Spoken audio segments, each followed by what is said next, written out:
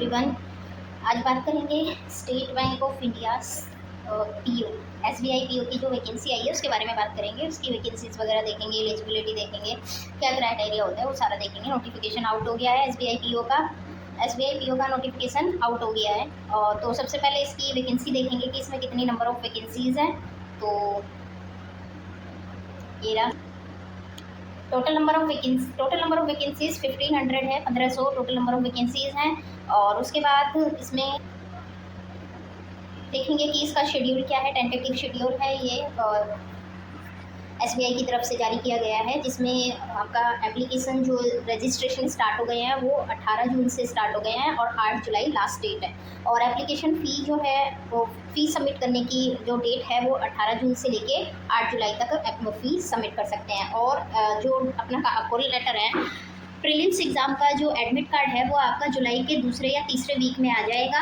और prelims exam जो होगा, फर्स्ट फेज़ प्रीलिम्स एग्ज़ाम होगा वो अगस्त में होगा। ये सब टेंटेटिव शेड्यूल है, इसी के आसपास रहता है कुछ थोड़ा बहुत। और रिज़ल्ट जो आ जाएगा वो अगस्त या सितंबर के मंथ में आ जाएगा। और फिर उसके बाद मेंस एग्ज़ाम होगा उसका कॉल लेटर आपका अगस्त या सितंबर में ही आ जाएगा। और ऑनलाइन जो एग्ज़ाम होगा मेंस का वो सितंबर में होगा। डिक्लेरेशन ऑफ मेन एग्जामिनेशन जो मेंस होगा उसका जो रिजल्ट आएगा वो सितंबर अक्टूबर में ही आ जाएगा। और फिर उसके बाद थर्ड फेज होता है जिसमें साइकोमेट्रिक टेस्ट, इंटरव्यू और ग्रुप एक्सरसाइज होती है, उसका जो कॉल लेटर है वो अक्टूबर और नवंबर में आ जाएगा। और साइकोमेट्रिक टेस्ट जो होगा वो अक्टूबर या नवंबर के मंथ में हो जाएगा। और इंटरव्यू आपका अक्टूबर या नवंबर में हो जाएगा। और फाइनल जो रिजल्ट आएगा वो नवंबर और दिसंबर के महीने में आ सकता है फाइनल रिजल्ट। उसके बाद हम देखेंगे इसमें जो प्रीलिम्स की जो ट्रेनिंग होती है SC/ST और SC/ST OBC PWD वालों को जो प्री एग्जामिनेशन ट्रेनिंग होती है वो जुलाई के मंथ में कंडक्ट की जाएगी। एलिजिबिलिटी चेक करेंगे। एलिजिबिलिटी एज लिमिट जो होनी चाहिए वो 21 साल से कम नहीं होनी चाहिए और 30 साल से ज़्यादा नहीं होनी चाहिए।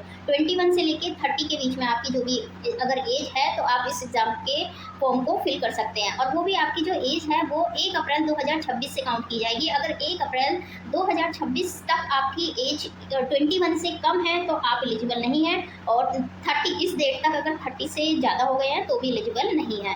और उसके बाद जो कैटेगरीज होती हैं SC/ST OBC वालों को जो रिलैक्सेशन मिलता है उसमें OBC को 3 साल का रिलैक्सेशन है और SC/ST को 5 साल का रिलैक्सेशन है। PWD वालों को टोटल ये आप देख सकते हैं इनको रिलैक्सेशन मिला है, ठीक है। और उसके बाद हम यहाँ पे देखेंगे एकेडमिक क्वालिफिकेशन क्या है। इसमें ये आपका एकेडमिक क्वालिफिकेशन है कि आप किसी ग्रेजुएशन होनी चाहिए, किसी भी रिकॉग्नाइज्ड यूनिवर्सिटी से ग्रेजुएट होने चाहिए या फिर उसके इक्विवेलेंट क्वालिफिकेशन होनी चाहिए किसी भी रिकॉग्नाइज्ड यूनिवर्सिटी से, ठीक है। और उसके बाद देखो इसमें आपका जो ग्रेजुएशन कंप्लीट होना चाहिए या फिर आप फाइनल ईयर में हैं तो भी आप फिल कर सकते हैं। बट आपका जो रिजल्ट है वो 30 सितंबर 2026 तक आ जाना चाहिए। अगर आपका रिजल्ट इस डेट तक आ जाता है तो आप इसमें एग्जाम फॉर्म फिल कर सकते हैं, अदरवाइज नहीं। फाइनल ईयर वाले भी इसमें अप्लाई कर सकते हैं बट रिजल्ट आपका इस डेट तक आ जाएगा तो 30 सितंबर 2026 तक। उसके बाद देखो इसमें रिजर्वेशन दिया है, आप देख सकते हैं। अब हम यहाँ पर इसके बाद हम इसमें चेक करेंगे। इसके बाद हमारा नंबर ऑफ चांसेस कितने हैं। देखो नंबर ऑफ चांसेस आपका कितने चांस मिलेंगे SBI PO के लिए।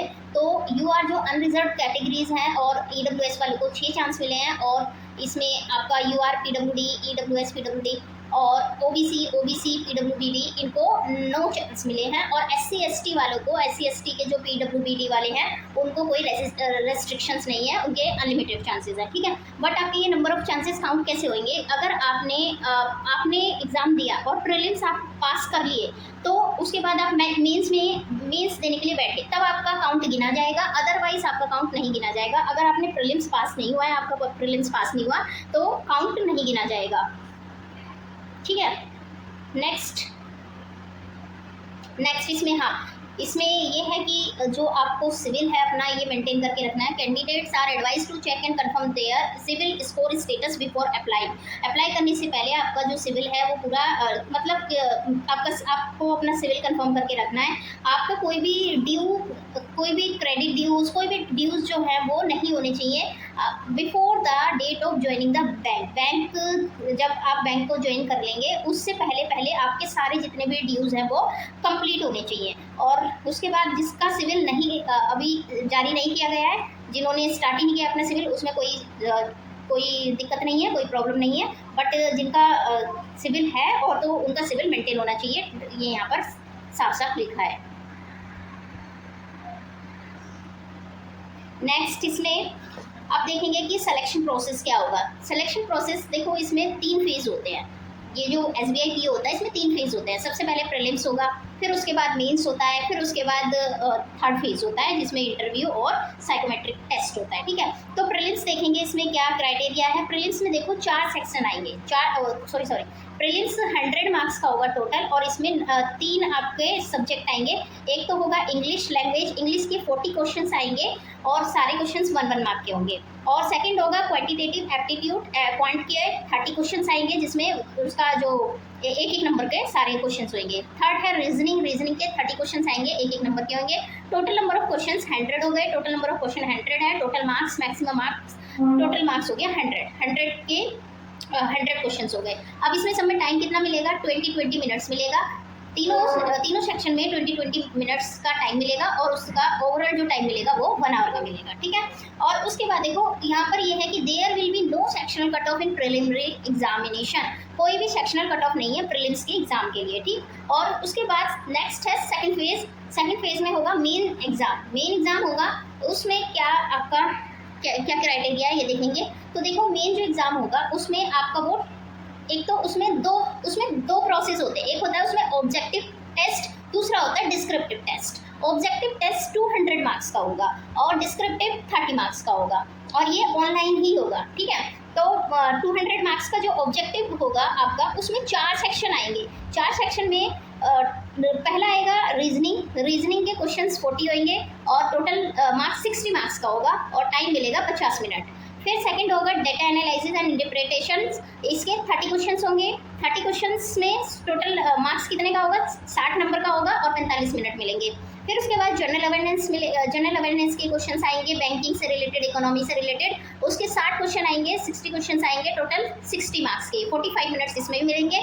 फिर फोर्थ सेक्शन है इसमें इंग्लिश के 40 क्वेश्चंस आएंगे, 20 मार्क्स के होंगे टोटल, और इसमें 40 मिनट्स मिलेंगे। तो टोटल क्वेश्चंस हो गए 170 क्वेश्चंस और मार्क्स कितने हो गए टोटल 200, और टोटल इसमें जो टाइम मिला आपको 3 घंटे का टाइम मिलेगा। 3 घंटे का ये आपको टाइम मिला।